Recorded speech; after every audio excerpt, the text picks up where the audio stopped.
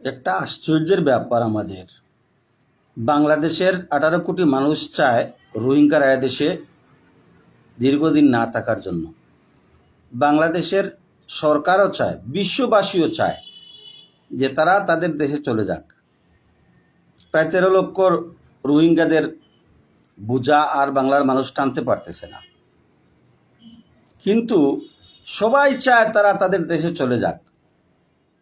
আশ্চর্যের ব্যাপার হলো 71-এ যেভাবে ভারত থেকে আমাদের মুক্তিযোদ্ধা, আমাদের পূর্বপুরুষরা বাংলাদেশে প্রবেশ করে হামলা করেছে, অতঃপর যুদ্ধ করে স্বাধীন করে দেশে তারা পুনরায় ফিরে এসেছে, তেমনিভাবে আমরা খবর নিয়ে যেটা জানতে পেরেছি, রোহিঙ্গারা তারা তাদের নিজের জীবনের ঝুঁকি নিয়ে আরাকানে গিয়ে তারা অ্যাটাক করতেছে। আমরা খবর পাচ্ছি তারা অ্যাটাক করতেছে, বারবার মগবাজিদের উপর, নাসাক্কাদের উপর হামলা করতেছে। হামলা করে তারা তাদের জীবনের বিনিময়ে অনেকে মারাও যাচ্ছে, শহীদ হচ্ছে।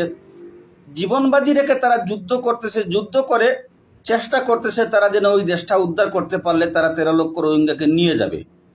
এতে বাংলাদেশের 18 কোটি মানুষেরও সমর্থন রয়েছে। আমার বিশ্বাস বাংলাদেশ সরকারের ঊর্ধ্বতন যারা আছে তারাও সাহায্য না করলেও তারাও তো এটা পছন্দ করবে না, এটা বুঝে আসে না। যখন সবাই চায় তারা এইভাবে চলে যাক, বাংলাদেশ সরকার তাদেরকে যখন আলোচনার মাধ্যমে পাঠাইতে পারছে না, তারা যখন শক্তি প্রয়োগ করতেছে, জীবনবাজি রেখে যুদ্ধ করে তারা যাচ্ছে, ঘটনাক্রমে কেউ যদি ওখানে যুদ্ধে প্রতিপক্ষের হামলার শিকার হয়ে বাংলাদেশের বর্ডারে ঢুকে পড়ে, যারা এই বাংলাদেশেই তারা থাকে, টেকনাফে, কক্সবাজারে তারা থাকে, যখন ওরা ঢুকার সাথে সাথেই ওদেরকে বিজিবি গ্রেফতার করে ফেলে। তার মানে কি? তোমরা এভাবে অ্যাটাক করো না, ওই দেশে গিয়ে হামলা করে ওই দেশকে তোমরা দখল করে যাওয়ার চেষ্টা করো না। তাহলে কি আপনারা এদেরকে সারা জীবন রাখবেন? এদেরকে কি সারা জীবন আমাদের গাড়ে ওদেরকে চেপে বসাবেন?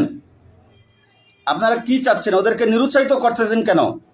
খবর নিচ্ছি, আমরা নিয়ে জানতে পেরেছি প্রায় 1000 রোহিঙ্গা যারা ওখানে যুদ্ধ করতে গেছে, ওরা বাংলাদেশে পার হওয়ার সাথে সাথে বিজিবি ভাইয়েরা ওদেরকে গ্রেপ্তার করে জেলে পুরাই দিছে, ওদেরকে জেলে ঢুকিয়ে রেখেছে। তাহলে আপনারা কি চান সারা জীবন এদেরকে আর কতদিন আপনারা আমাদের গাড়ে ওদেরকে বসায় রাখবেন?